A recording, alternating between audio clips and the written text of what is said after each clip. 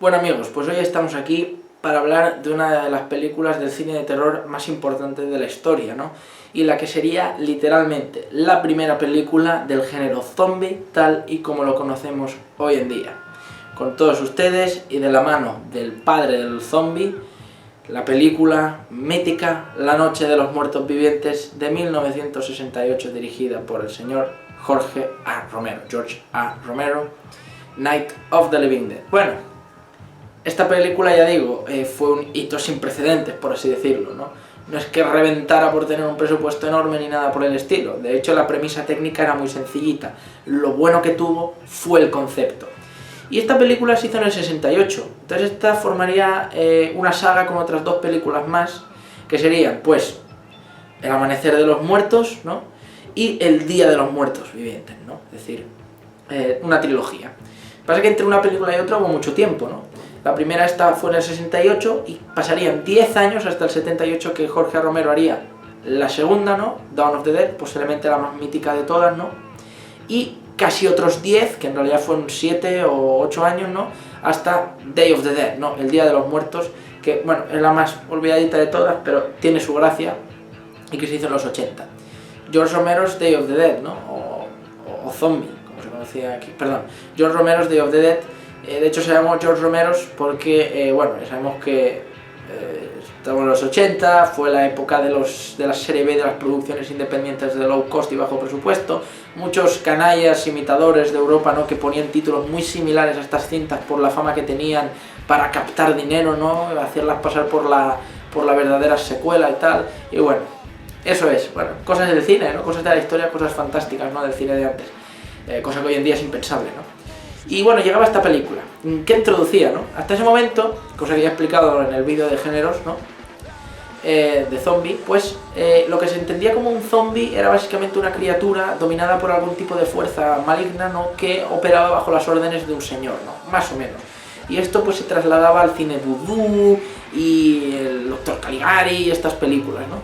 Pero no un zombie como una criatura, una persona muerta que vuelve a la vida para devorar a otras personas y que si te mordían, tú formabas parte de ellos. O que en algunas películas o otras historias, si morías, aunque fuera de causa natural, te transformabas también, o si inhalabas un gas, entrabas en contacto con elemento X, es decir, las causas de la infección y tal realmente son irrelevantes, ¿no? Lo que interesaba eran más bien los supervivientes, su modo de pensar, sobrevivir, tal. El error que básicamente cometieron muchos directores y muchas productoras, y que fue básicamente lo que le dio también bastante mala imagen al cine de terror zombie, es que muchas películas se hicieron con la falsa buena idea de que la historia debía centrarse más en el gore, en la sangre, en la acción, en los monstruos, los zombies no devorando, y no en crear unos personajes que tienen preocupaciones, las relaciones entre ellos, la desconfianza, el miedo. Claro, cualquiera puede estar infectado, cualquiera puede convertirse en un zombie, ¿no? Tu mejor amigo, tu hermano, tu madre, ¿no? Puede que mañana se despierte y te esté intentando devorar. Entonces, la idea es muy buena, pero claro, muchos directores pues la trataron de una forma torpe, ¿no? Perdiendo gran parte de la gracia y haciendo que perdiera prestigio entre, ya no los cinéfilos, ¿no? O los críticos de cine, sino entre los consumidores en general. Y bueno, es un género que hoy en día todavía sigue viviendo, pero con bastantes variantes, ¿no? Por ejemplo, el primo del zombie, ¿no? Que fue introducido con 28 días después, que es el infectado, algo más moderno, más adecuado a la época, ¿no? A la acción, al dinamismo y al ritmo de las películas de hoy.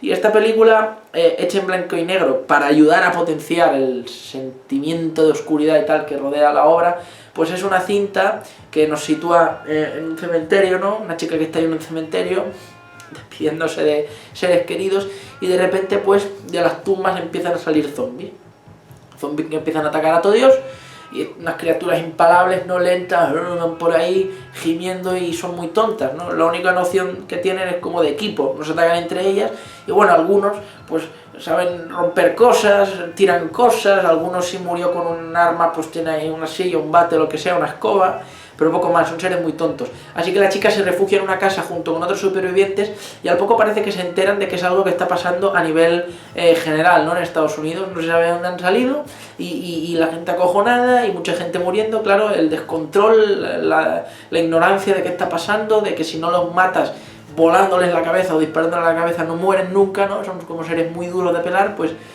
crea un caos, ¿no? Y eso es, la película básicamente es el prototipo que hemos visto siempre, pero llevado al mínimo, ¿no? Porque fue la primera, literalmente, la primera película que tenía esto. Pero aún así la película es de una calidad encomiable, es decir, vale, yo igual entiendo que a día de hoy el ritmo y tal, los planos, pues se hacen un poco como lentos, pesaditos, pero aún así es una película que si os fijáis veréis que tiene elementos que se han copiado y recopiado en 1000 películas, o que incluso el propio director Jorge A. Romero, ¿no?, ha reutilizado y reinventado o actualizado en gran parte de su filmografía, porque la mayoría de películas que ha hecho este hombre son de zombies y de muertos vivientes.